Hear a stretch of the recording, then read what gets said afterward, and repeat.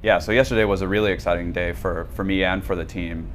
Being able to show the public event was probably the biggest thing for us. So in the Join in Progress co-op and the collaborative nature and the way the game can evolve like that, and have it still be a visceral simulation that also is connected and engaged, that people can join into and play together. The three classes we showed are three real classes in the game that we're developing and polishing for ship. Whether there are other classes or not, have to wait to see. So yesterday you saw the Titan, the Warlock, and the Hunter. And it's hard to pull out without specifically looking at it, but the class abilities are going to be different between them. You'll see more magic out of the Warlock and more stealth-like actions out of the Hunter. They're really, as we're tuning it out, and it's going to be the kind of thing we adjust for a long time, is balancing differentiation from competitive. So one isn't better than the other from a gamer point of view, which will invariably happen. But the goal is for them to meet your mood, meet your play style, and still be something you can be equally competitive with. So the specifics of why you would choose a character is probably more detailed than I'll go into now, partially because some of it's going to change. As far as what equipment and what you saw yesterday, from a base weapon point of view, any of the characters could have ended up with, as the game's designed today, and we play it all the time, any of the classes could have had any of the weapons that you saw them play with. So the Ghost is your stalwart companion.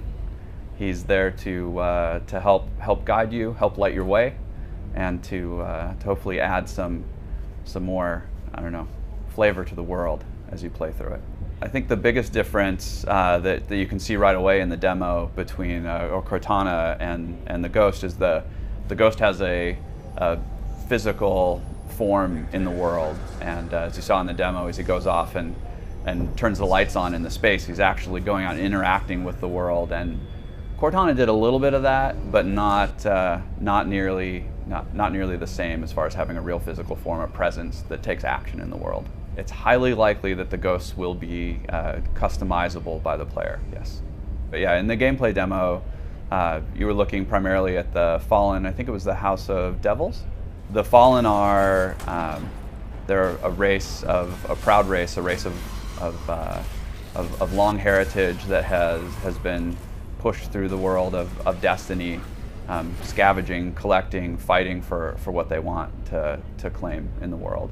And you can see that from the way they're designed, from their cloaks and their stances, and they clearly have a hierarchy down to the way that their equipment and their gear is. If you take the shots and zoom in on them, you'll see a level of detail there that helps to define how they build themselves. Is it fair to say that there's sort of multiple alien species that you're fighting against in the storyline? Absolutely, yeah. You're looking at the Cabal, which are the larger shield-bearing enemies that you see on Mars, the Vex, which are the robot race, and the Fallen. We're all in that demo.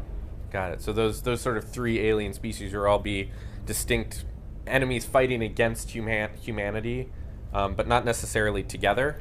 Yeah, not necessarily together, but they certainly will be enemies you encounter with distinct behaviors and distinct classes and weapons as you encounter them in the world. In the demo, you definitely see some shots of what we call the Tower, which is the social space where they're out looking at the wall. That's the wall around the last bastion of humanity. And you'll hear too in the trailer there where they talk about the Traveler protecting that city, and it is under the Traveler's protection that humanity had gathered back together to survive.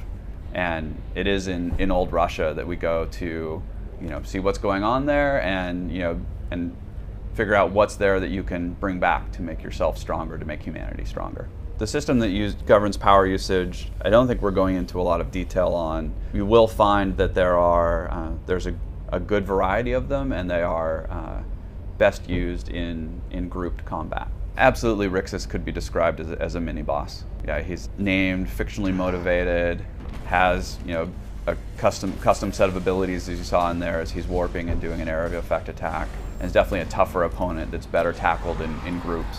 It's definitely fair to say that, the revival system in Destiny is designed to be something where your friends or allies can help bring you back faster, bring you back in the right location. There will still be a system for players who are playing on their own or don't have, you know, because you can end up in a bubble like that by yourself if you play at the right time of day. Well, hopefully not. Hopefully too many people buy the game, and that's not the case. Assuming moderate success, once in a while you may find a corner where you're alone. In that case, you can still bring yourself back. You know, if you imagine the traditional Halo system was one where we reset the world state when we brought someone back. In this case, when you're playing with, you know, some number of people engaged in the same battle, you wouldn't want to reset the, you know, health of the mini boss you're fighting just because one guy happened to, you know, catch a grenade the wrong way. What you saw in the demo for the upgrade path for the Thunderlord was definitely it's a great example of a path you'll see in weapons, and certainly in that case it was a great example of a weapon that had a pretty aggressive upgrade path. There'll be a wide range. It's something we'll be tweaking and tuning as we play it. By the time we come out in the future, I imagine we'll probably have a alpha or a beta at some point in time, and through that and through massive playing, we'll adjust how complex or how simple those upgrade paths are. The drop, which you saw, which is represented as the green multi-sided object sitting out there, is typical of what you'll encounter as you play through a game of Destiny, and you'll encounter loot of different value and different upgrade paths, and even, you know, loot that's better than stuff you have, and some stuff that's not. So the public event you saw in the demo is something that's going to be a typical activity to happen in what we call public spaces, which is sort of, they tie well together with public, I guess. Public events are optional. As you're roaming through the world, engaging in whatever activities you want to engage in with your friends, they'll present as that one did.